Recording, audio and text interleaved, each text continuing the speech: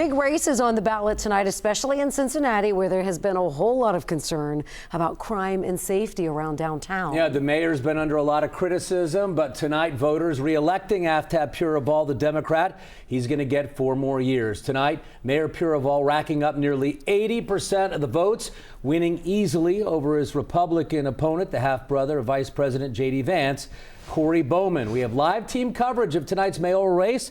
Rachel Whalen will have Bowman's concession speech. We begin tonight with WLWT News 9's Ashley Kirkland, who spent the night with Mayor Pureval's campaign. And Ashley, a convincing win for him. Yeah, a big night here in Cincinnati for Democrats. The party's still going here where Mayor Pureval's camp had set up, and you can see why, because it was pretty much a clean sweep. The people have spoken and made it a big night for Democrats. And of course, the focal point, especially this year of this race, was crime and safety because of recent events that have happened here in our city, including downtown, several crime-related incidents, and of course that summer brawl in the downtown area. And OTR put Cincinnati on the national spotlight. Just 2 weeks ago, of course, the controversy between the mayor and estranged police chief Terry Thigi after she was put on administrative leave by the city manager.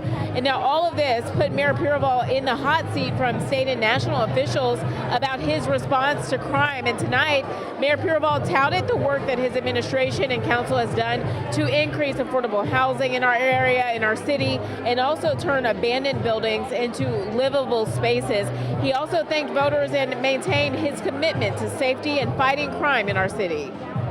We have to continue to prioritize public safety, continue to prioritize basic services, continue to work with this council to build more housing and create more jobs and opportunities. Folks, the momentum, the energy, the vibrancy that this city has right now is unmatched. With the result in the primary, our campaign was always in a strong position. I make decisions based on the best interests of the city, and ultimately that was the city manager's decision, and I completely support it. And that was the mayor speaking on the chief being put on paid administrative leave. Now, Mayor Pureval receiving almost 80% of the vote over his opponent, Corey Bowman, who is J.D. Vance, Vice President Vance's half-brother. He did say that Bowman reached out to him in a concession. He said it was a classy conversation, and Mayor Pureval offered Bowman an opportunity to work with the city in making Cincinnati a better city. Live here in OCR, Ashley Kirkland, WLWT News 5. All right, Ashley, live for us. Thank you so much. With part of the story, a Republican has not held the office of Cincinnati mayor in half a century, and that streak continues tonight. Right, Corey Bowman couldn't overcome the city's strong Democratic base, and WLWT News 5's Rachel Whalen joining us live from the West End, where he addressed his supporters. Rachel? Hi, Cherie and Michael. Corey Bowman really had a message of peace and unity tonight. He said no matter the results of the election, he's always rooting for the city of Cincinnati. He described his phone call to Mayor Pureval when he conceded the race. The first thing that he said was that I want to get together, I want to schedule a meeting with me and you, and I want to hear your ideas and your opinions about what we can do to better the city. And I told him that I would gladly accept that invitation, and I told him that me and my family are praying for him, his precious wife, and his boys. And I said that if you win in your next term, then that means Cincinnati wins.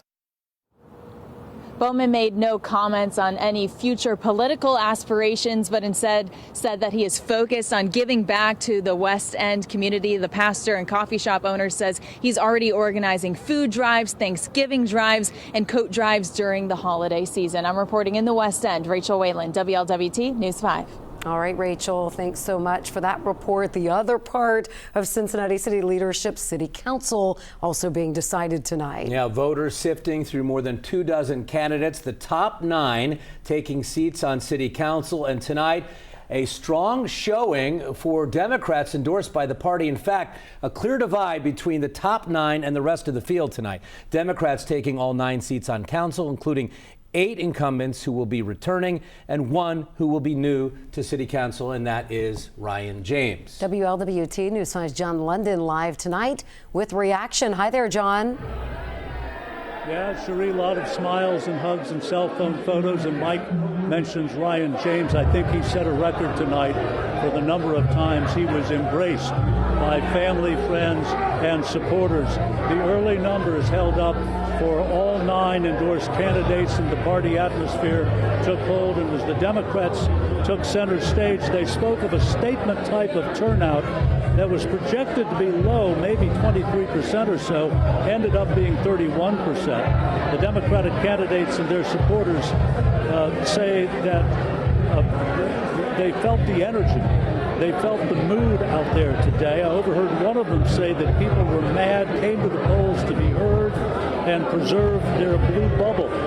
Dr. Amy Acton, the Democratic candidate for Ohio governor, went poll to poll with them today and told us tonight there's something to the fed-up feeling nationally that she thinks is resonating locally. I think people are exhausted by the hate and the vitriol and the chaos. They are longing for public servants who actually solve problems again. And I think we're seeing a lot of great public servants here tonight. But I think it's so very important that we listen deeply. And Ryan James, who we mentioned, made history tonight. Youngest black man elected to Cincinnati Council. He finished 9th. He is 29. Tells me he feels a youth movement developing and happening during a time that he says that the country is going through a cost of living crisis. He says that's one of the issues that he and the rest of the council wants to address. Reporting live and over the Rhine, John London, WLWT News 5. All right, John, thank you so much. Appreciate that. More coverage on our website, WLWT.com, and later in this broadcast.